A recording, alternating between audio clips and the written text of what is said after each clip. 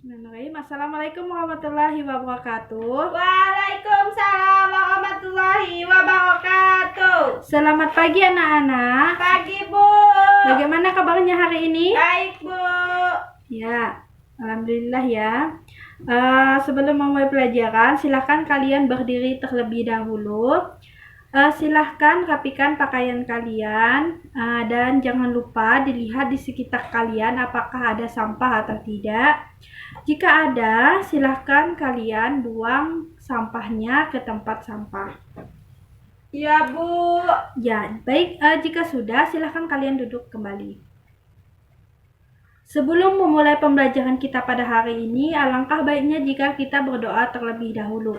Kepada ketua kelas, silahkan pimpin doanya. Sebelum memulai pelajaran pada hari ini, marilah kita membaca doa. Berdoa dimulai.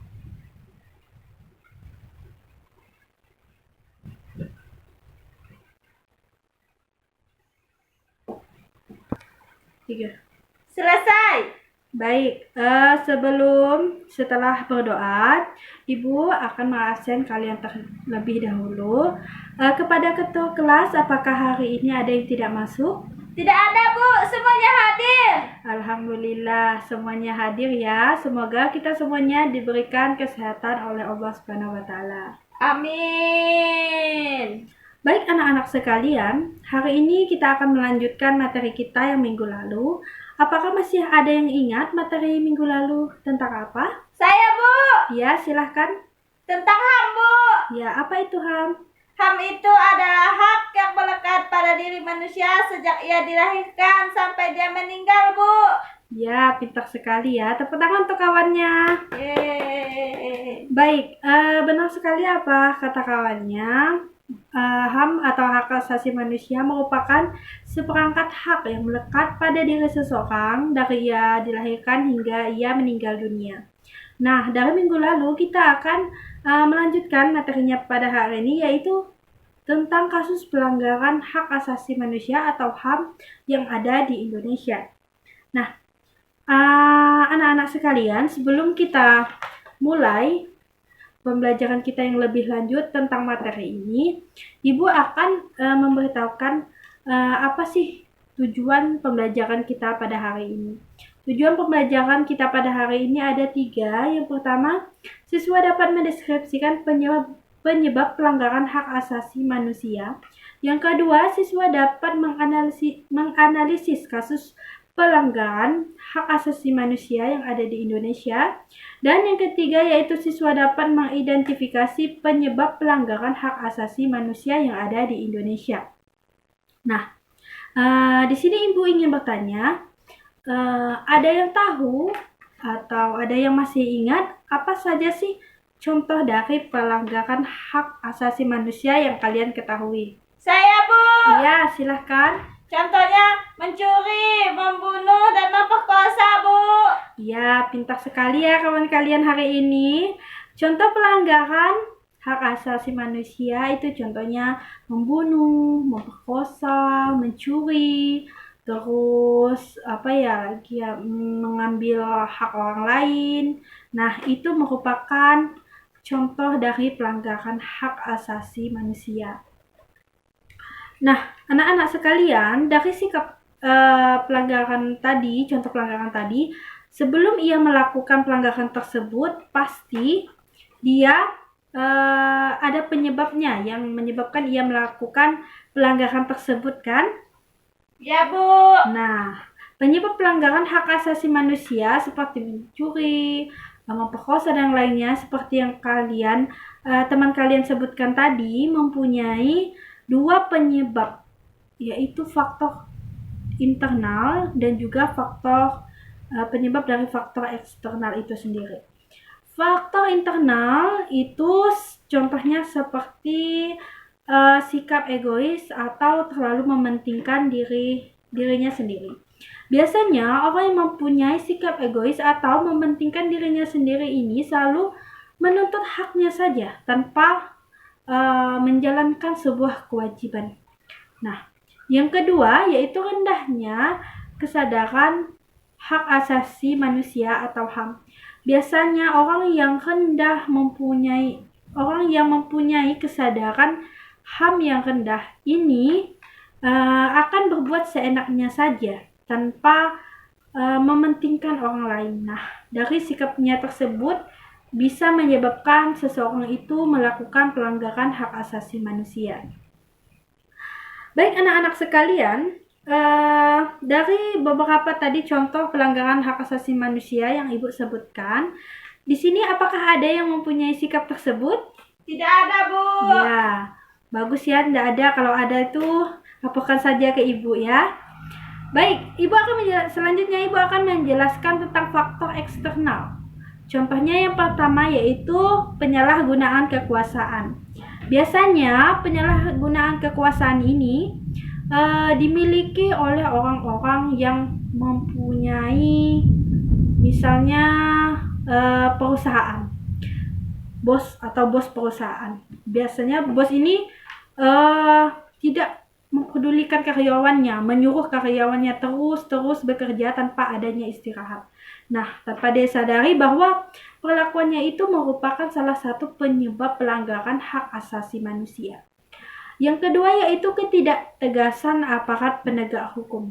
Nah, biasanya penegak hukum kita seperti polisi, tentara, dan yang lainnya itu tidak tuntas mengusut sebuah kasus pelanggaran HAM seperti misalnya itu pembunuhan. Nah,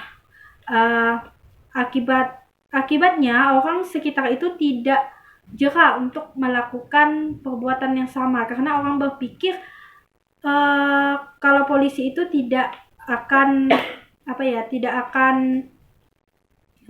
tuntas untuk mengusut sebuah kasus tentang pelanggaran tersebut.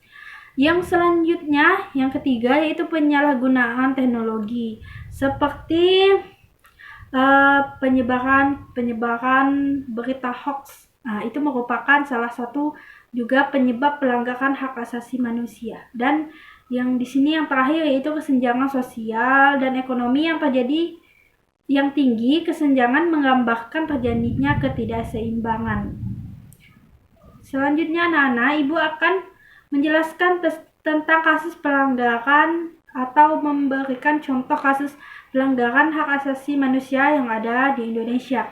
Di sini Ibu mengambil contoh yang pertama yaitu kerusuhan Tanjung Priok pada tanggal 12 September 1984. Itu yang pertama. Yang kedua itu kasusnya yaitu penyerbuan kantor Partai Demokrasi Indonesia tanggal 27 Juli 1996. Dan contoh yang ketiga yaitu penembakan mahasiswa Universitas Trisakti pada tanggal 12 Mei 1998. Nah, anak-anak sekalian, mungkin hanya itu materi Ibu yang dapat Ibu sampaikan. Di sini apakah ada yang ingin ditanyakan?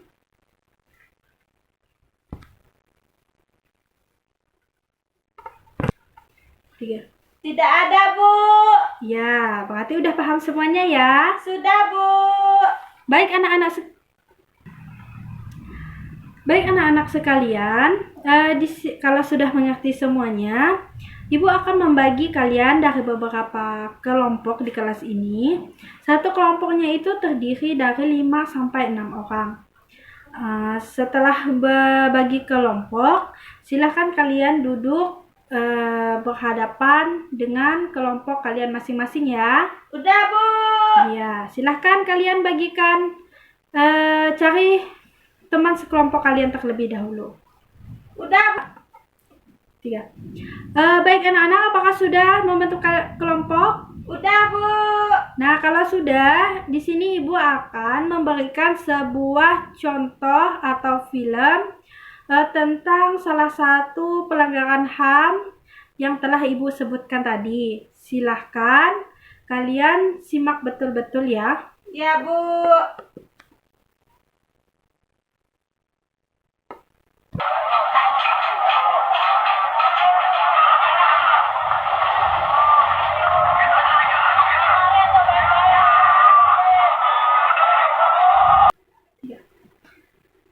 Baik anak-anak, bagaimana filmnya? Apakah seru? Seru, Bu. Ya, setelah kalian menonton video tadi, silahkan kalian diskusikan dengan teman sekelompok kalian apa saja yang kalian dapat dari video tadi.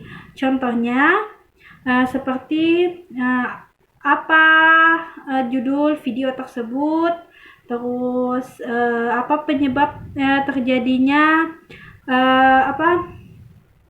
pelanggaran hak asasi manusia seperti yang di video tadi, siapa yang tercantum dalam video tersebut dan yang lainnya. Pokoknya itu kalian identifikasi atau kalian cari informasi tentang video tadi. Nah, untuk referensinya silakan kalian buka di buku paket kalian, dan juga kalian boleh mencari informasi di HP kalian atau di Google. Nah, baik. Udah, Bu. Anak-anak kalau sudah paham, silahkan kalian diskusikan dengan teman sekelompok kalian. Baik anak-anak sekalian, apakah sudah selesai diskusinya? Udah, Bu. Nah, kalau sudah, silahkan kelompok 1, kalian maju ke depan. Kalian presentasikan apa yang telah kalian diskusikan dengan kelompok kalian. Terus, kepada kelompok yang lain, silahkan nanti kalau sudah selesai, kalian tanya kepada kelompok yang presentasi. Apakah sudah mengerti? Sudah, Bu. Baik, kalau gitu silahkan kelompok 1 maju ke depan. Ya, Bu. Baik, telah selesai presentasi dari kelompok 1. Silahkan beri tepuk tangan yang meriah untuk kelompok 1 yang telah presentasi. Baik anak-anak, mungkin cukup sampai di sini pembelajaran kita pada hari ini. Apakah ada yang dapat menyimpulkan pembelajaran kita pada hari ini? Jika ada, silahkan tunjuk tangan dan coba sebutkan. Saya, Bu. Ya, silahkan. Pelanggaran HAM yang terdiri dari faktor internal dan eksternal. Faktor internal seperti egois, tidak sadar dengan adanya HAM. Sedangkan faktor eksternal itu seperti penyalahgunaan kekuasaan, polisi yang tidak tegas, penyalahgunaan teknologi, dan lain-lain. Dan contoh pelanggaran HAM di Indonesia, contohnya kasus Marsinah, pembunuhan di Universitas Trisakti, Bu. Ya, betul sekali. Tepuk tangan untuk teman kalian. Baik anak-anak, untuk materi kita pada hari ini yaitu tentang kasus pelanggaran HAM. Nah, pelanggaran HAM itu sendiri seperti mencuri, memperkosa, merampok, dan yang lainnya. Nah, penyebab pelanggaran HAM itu sendiri seperti ada 2 faktor. Yang pertama, faktor eksternal, yang kedua, faktor internal. Faktor eksternal seperti penyalahgunaan kekuasaan, tegasan aparat penegak hukum seperti polisi, penyalahgunaan teknologi, dan yang lainnya. Sedangkan faktor internal seperti sikap egois atau tidak mementingkan diri sendiri. Yang kedua, rendahnya kesadaran akan hak asasi manusia dan sikap tidak toleran terhadap sesama.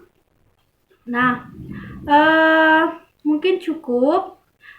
Untuk tugas kalian, silahkan kalian buka buku paket kalian bab 1 halaman 12. Di situ ada pilihan ganda yang nomor 1 sampai nomor 30.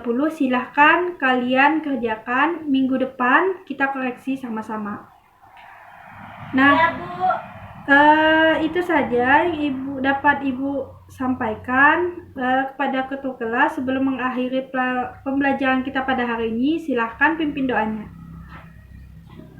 Setelah untuk mengakhiri pelajaran pada hari ini, marilah kita membaca doa.